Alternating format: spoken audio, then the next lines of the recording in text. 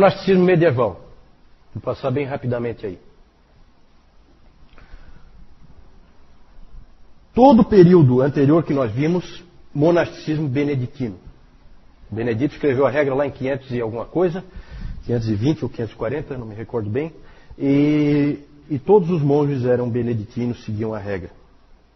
Até o século X. E aí surgem novas ordens. Primeiro surgem novas ordens, ainda usando a regra, como os monges de Cluny.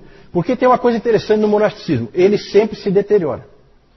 Então esses caras, esses monges começam muito bem, muito firmes, e a coisa vai, aos poucos, degringolando, e eles começam a cair numa vidinha mansa, e pecado, então... E aí o Cluny é na França, esse mosteiro de Cluny vem com a intenção de reformar o monasticismo. É sempre assim. Sempre daí aparece alguém querendo reformar porque está tudo uma bagunça. Então eles criaram um mosteiro com novas ênfases e tal. Aí tem um sujeito importante que é o Bernardo de Cluny, nós não temos tempo de ficar analisando ele. Nós vamos analisar um outro sujeito, porque aí Cluny caiu, né? Eles construíram, só para vocês terem uma ideia, eles construíram a maior igreja da Europa. Então isso começa a dar uma certa pompa, uma certa coisa e tal. E aí, pronto, perderam todo o ideal monástico. E aí vem de novo uma reforma num outro lugar, em Citeaux também, na França. Sempre o monasticismo é muito forte na França.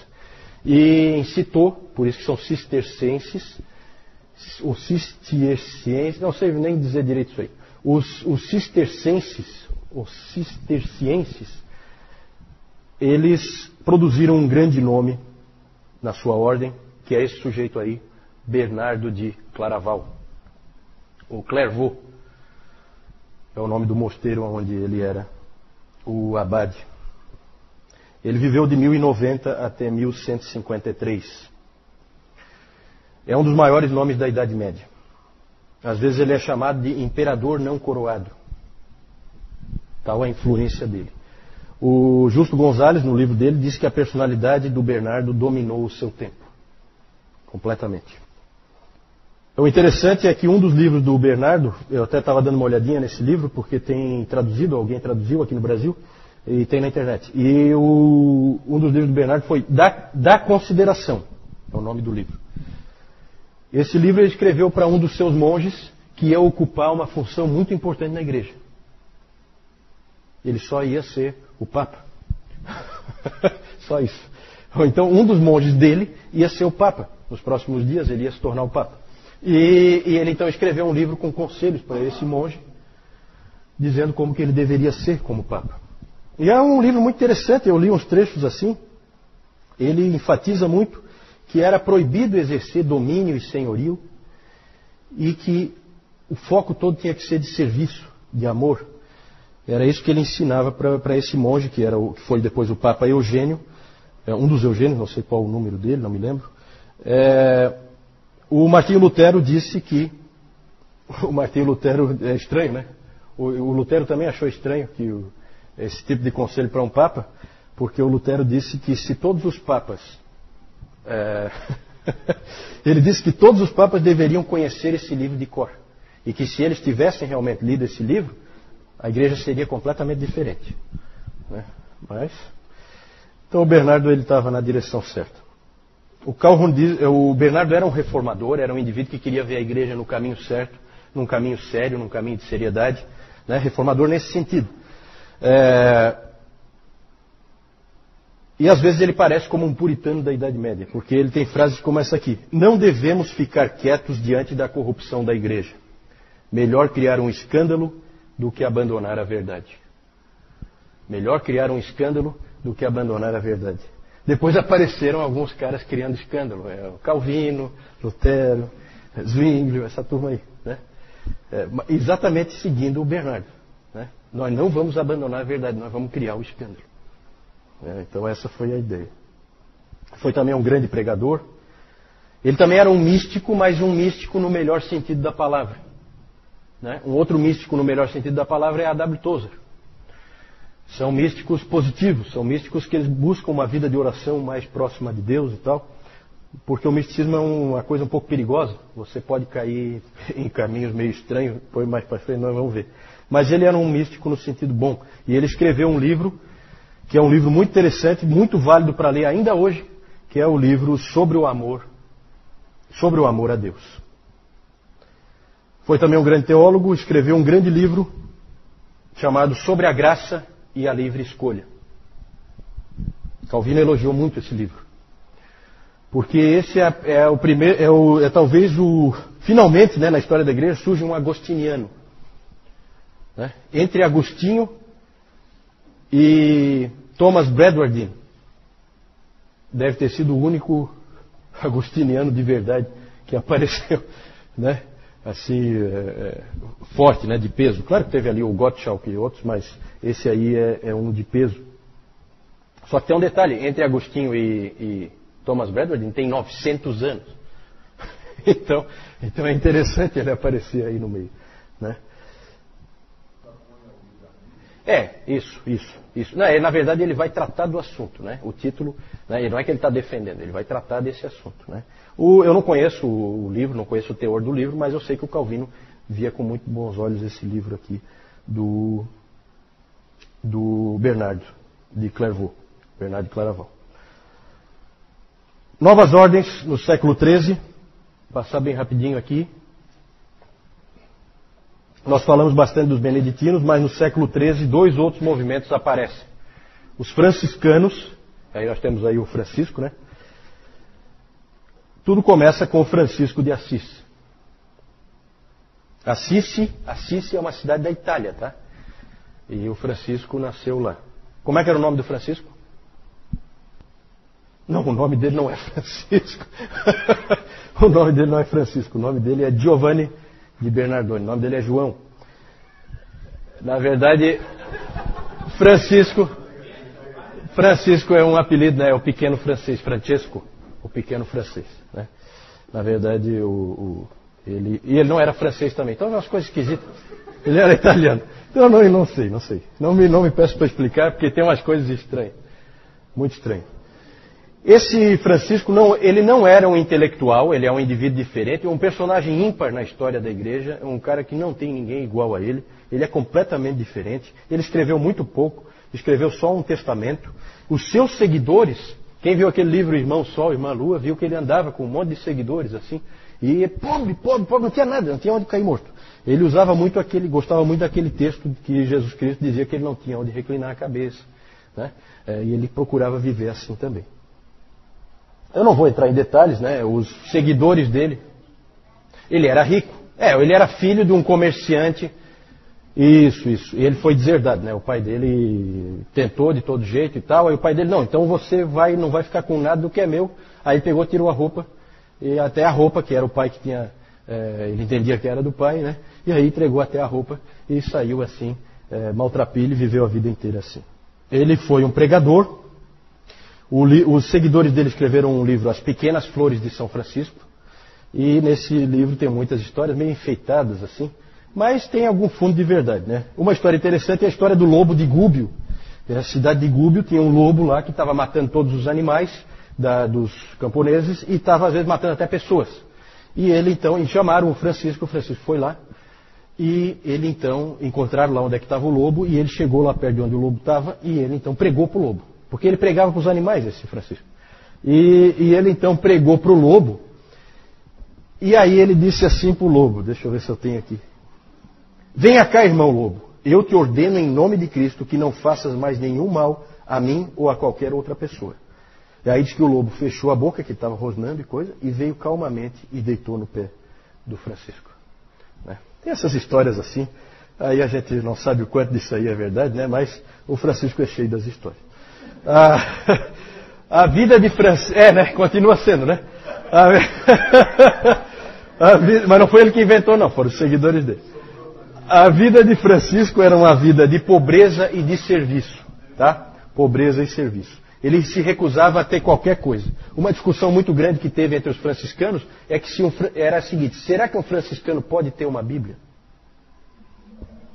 Porque eles pensavam assim, se eu tenho uma Bíblia, daqui a pouco eu vou querer um outro livro, e daí eu vou querer um outro livro, e aí eu vou querer mais alguma coisa. Então eu não podia ter nada.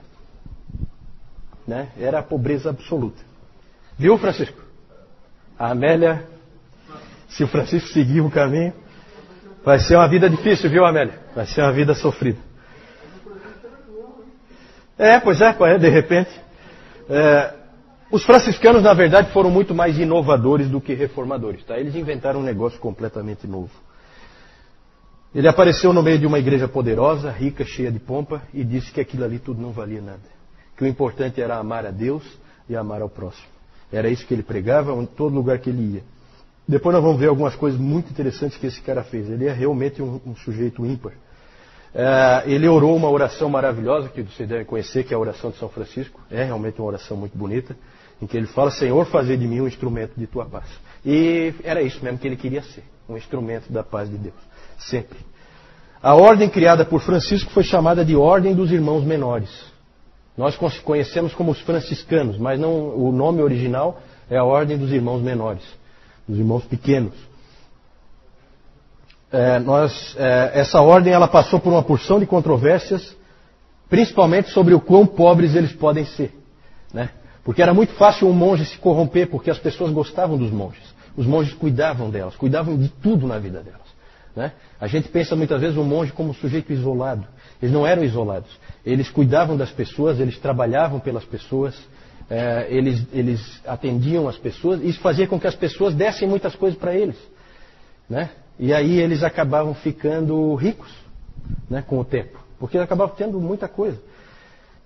E aí houve muita controvérsia nessa ordem. Aí eu não vou entrar em detalhe, porque isso aí não é tão interessante para nós. Vamos falar por último, para a gente encerrar. Já estamos com o nosso tempo esgotado. Mas é bem rapidinho aqui. Eu vou falar de uma outra ordem que surgiu mais ou menos no mesmo período. Só um detalhe do Francisco. Tem uma história interessante dele. Que a primeira vez que ele tentou a permissão do Papa para constituir a ordem monástica dos franciscanos, dos irmãos menores. Ele foi lá para Roma e tentou falar com o Papa. Conseguiu o apoio de alguém lá que ajudou ele a falar com o Papa. O Papa, na época, era um dos papas mais poderosos que já existiram, que era o Inocêncio III.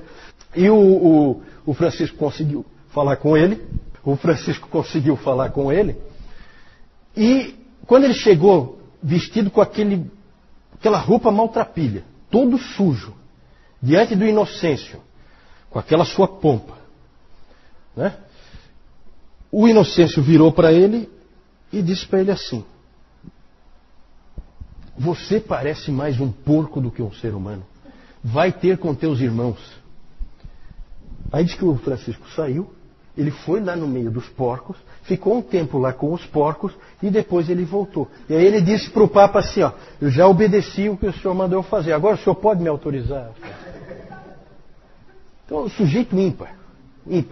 Se você visse as histórias dele, porque esse cara ele se arriscou de ir lá para o meio dos muçulmanos, para pregar para os muçulmanos. Eu não vou entrar em detalhes disso aí, mas se vocês tiverem oportunidade, leiam sobre isso aí, porque ele foi missionário também. Um indivíduo totalmente... Alguém disse que ele é o indivíduo mais livre que já pisou a face da terra. Ele não se prendia a nada. Ele era um cara totalmente livre. Nisso ele lembra um pouco o apóstolo Paulo, que também tinha essa liberdade, né? O Satanás tinha dificuldade de pegar Paulo, né? Porque Paulo não se prendia a nada. Né? Vamos falar dos dominicanos. Essa é uma ordem completamente diferente. Foi fundada por esse sujeito aí, Domingos de Guzmán Garcés. Pelo nome já dá para ver que se trata de um espanhol, certo? Esse Domingos era um monge espanhol. E ele já era um monge sob a regra de Santo Agostinho, porque o Agostinho tinha feito uma regra, o Agostinho de Hipona. Ele tinha feito uma regra também. Tanto que o próprio Lutero era um monge agostiniano, né? Que seguia a regra do Agostinho. Mas ele queria fundar uma nova ordem que fosse uma ordem missionária e que fosse uma ordem que conseguisse alcançar os hereges e os pagãos. Ele queria que fosse uma ordem que fosse capaz de alcançar hereges e alcançar pagãos. Ele criou a Ordem dos Pregadores. O nome da ordem dele não é Dominicanos, é a Ordem dos Pregadores. Alguns dos maiores pregadores da Idade Média eram dominicanos. Eles aprendiam a pregar. Os sermões deles são muito parecidos com os sermões de hoje. Eles gostavam de fazer pontos assim, gostavam de usar humor às vezes, eles procuravam se comunicar com as pessoas. Eles procuravam ganhar empatia com as pessoas e eles treinavam isso, estudavam isso. Então ali se formaram muitos bons pregadores e eles eram intelectuais. Eles se dedicavam a livros. Essa é uma ordem totalmente diferente, é uma ordem dedicada a livros. Não é à toa que aquela imagem que nós vimos antes, do monge ensinando as crianças, a vestimenta dele era uma vestimenta clara com aquela parte escura. Aquilo ali é uma roupa de um dominicano, né? Eles eram mestres e pregadores. Eles foram se infiltrando pelas universidades. Eles acreditavam que eles precisavam conhecer muito. Então eles começaram a entrar. Onde tinha uma universidade começando, eles começaram a entrar. Foram para Paris, foram para Bolonha, foram para Colônia, todas as cidades em que já havia universidades. Um movimento como esse era capaz de produzir grandes eruditos, e de fato produziu. Tomás de Aquino era um dominicano. Certo? Uma nota triste sobre os dominicanos, eu não vou entrar em detalhes sobre eles, só fiquem com isso na cabeça, que eles eram intelectuais e a dedicação deles era principalmente a livros. Não queriam saber, eles não dedicavam tanto tempo assim como outras ordens à oração, nem tanto tempo assim ao trabalho braçal, como os beneditinos, e também não achavam essencial a pobreza como os franciscanos. Né? Eles não achavam que aquilo fosse tão importante assim. Eles também eram pobres, mas não como os franciscanos, em que aquilo era fundamental. Né? E uma nota triste sobre os dominicanos é que eles acabaram se tornando o quê? Figuras indesejáveis da Idade Média. Alguém sabe? Alguém chuta? Exatamente, Francisco. Os inquisidores. Eles se tornaram os inquisidores. Por quê? Porque eles é que sabiam pegar uma heresia pelo colarinho. Certo? Acabaram se tornando os inquisidores da Idade Média.